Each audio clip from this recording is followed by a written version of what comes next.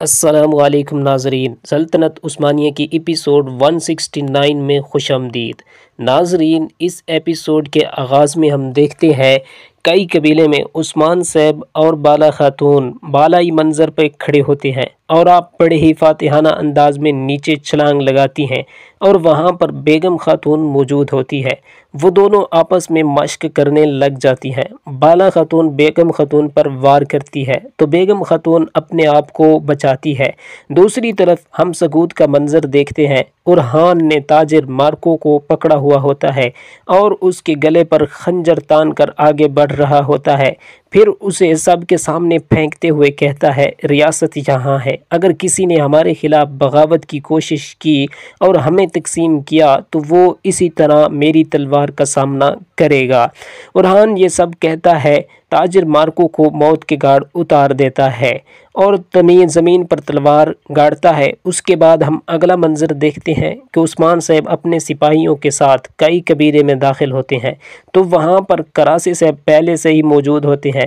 عثمان صاحب کراسے صاحب سے کہتے ہیں، آپ نے ہمارے سپاہیوں کی جانیں اور اس زمین کو بچایا ہے۔ عثمان صاحب کراسے صاحب سے کہتے ہیں، تو پھر کرادین قلعہ میری طرف سے آپ کو تحفہ ہے۔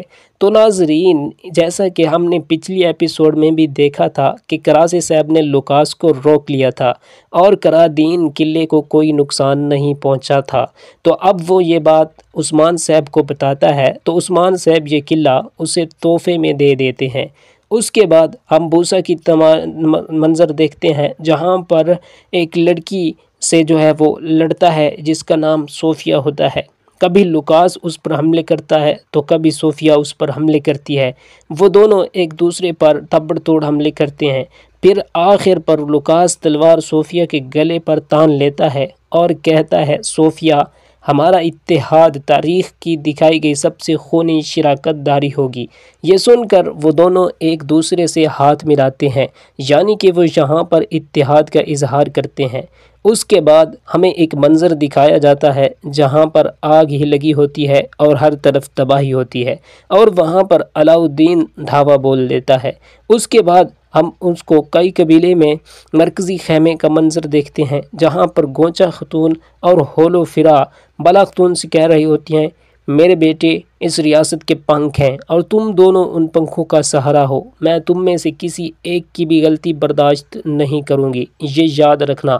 تو ناظرین، جیسا کہ ہم نے پچھلی ایپیسوڈ میں بھی دیکھا تھا کہ گونچا خاتون اپنے بچے کی وفات کے بعد ہولو فرا کو پسند نہیں کرتی اور وہ ہولو فرا کو اپنے بچے کی موت کا ذمہ دار سمجھتی ہے، اسی وجہ سے بالا خاتون یہاں پر انہیں یہ کہتی ہے۔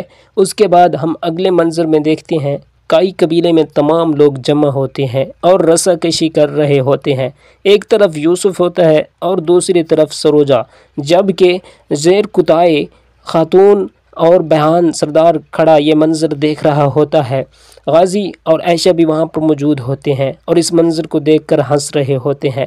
فاطمہ خاتون بھی وہیں پر کھڑی ہوتی ہے اور اس سارے منظر سے لطف اندوز ہو رہے ہوتے ہیں اور وہاں پر موجود لوگ دونوں کی حوصلہ افزائی کرتے ہیں۔ اس کے بعد ہم اگلا منظر صوفیہ کو دیکھتے ہیں جو جنگل میں تیر تانے کھڑی ہوتی ہے، تو وہاں سے اپنے گھوڑے پر سوار گزرتا ہے تو صوفیہ اسے تیر دے مارتی ہے جس کی وجہ سے وہ گھوڑے سے نیچے گر جاتا ہے۔ اگلے منظر میں ہم دیکھیں گے کہ صوفیہ حملہ کرتی ہے سنگور پر۔ صوفیہ بڑی پھرتی سے اپنے آپ کو اس حملے سے بچا لیتی ہے اور اگلے ہی لمحے میں سنگور کی ٹانگ پر وار کرتی ہے۔ سنگور پہلے بھی زخمی ہوتا ہے اور اس وار سے سنگور زمین پر گر جاتا ہے اور صوفیہ وقت ضائع کیے بغیر پیچھے سے حملہ کرتی ہے اور اس کی گردن کاٹ ڈالتی ہے۔ تو ناظرین، ہم یہاں سے اندازہ لگا سکتے ہیں یا تو لوکاس اور صوفیہ کی جاسوسی کرتا ہوا پکڑا گیا ہے۔ صوفیہ نے عثمان صاحب سے انتقام لینے کے لیے ان کے سب سے خاص جنگجو سنگور کو قتل کر دیا ہے۔ آپ کی کیا رائے ہے؟ آپ ضرور بتایا کریں۔